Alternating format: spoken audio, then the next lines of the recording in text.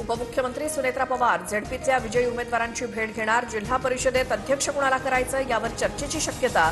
तर आजपासून सुनेत्रा पवार पक्षाच्या संघटनात्मक बैठकाही घेणार. शरद पवारांना आज रुग्णालयातून डिस्चार्ज मिळण्याची शक्यता. पवारांच्या प्रकृतीत सुधारणा झाल्याची डॉक्टरांची माहिती. खोकला आणि श्वसनाच्या त्रासामुळे पवारांवर सुरू होते उपचार. रोहित पवारांनी आरोप केलेली फाईल प्रफुल्ल पटेलांकडूनच आलेली होती. प्रफुल्ल पटेलांचा रात्री 8:30च्या सुमारास अजित पवारांना फोन. शेतकऱ्यांसंबंधित काम होतं. झेडपी निवडणुकीवर बोलणं झालं. प्रफुल्ल पटेल यांची माहिती. राष्ट्रवादीचं विलीनीकरण होणार नाही असं चित्र जवळपास स्पष्ट. सत्तेत वाटा देण्यास तटकरे आणि पटेलांचा विरोध. सूत्रांची माहिती. विलीनीकरणावर 16 तारखेला रोहित पवारांची पत्रकार परिषद होणार. पंतप्रधान मोदी आज सेवा तीर्थ आणि कर्तव्य भवनाचं उद्घाटन करणार. सेंट्रल विस्टा प्रकल्पाअंतर्गत बांधलेल्या प्रमुख मंत्रालयाचं आज उद्घाटन. सर्व मंत्रिमंडळ एका छताखाली येणार. ठाकरेंच्या शिवसेनेचे सय्यद इक्बाल परभणीचे महापौर. इक्बाल यांना 39 मतं तर भाजपच्या उमेदवार तिरुमला खिलारेंना 26 मतं. काँग्रेसचे गणेश देशमुख परभणीचे उपमहापौर. परभणीत ठाकरेंच्या शिवसेनेचा खरा चेहरा समोर आला. परभणीमध्ये मुस्लिम महापौर देण्यावरनं शिंदेंची टीका. तर मुस्लिम महापौर झाल्यावरती प्रश्न का पडावा, राऊतांचं प्रत्युत्तर.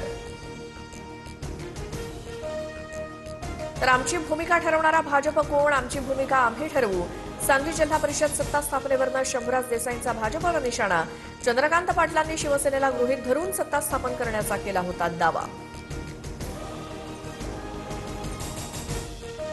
मंत्रालयामध्ये लाच घेताना क्लार्कला रंगेहात पकडलं. मंत्री नरहरी झिरवाळांच्या अन्न आणि औषध प्रशासनाच्या विभागात एसीबीची मोठी कारवाई.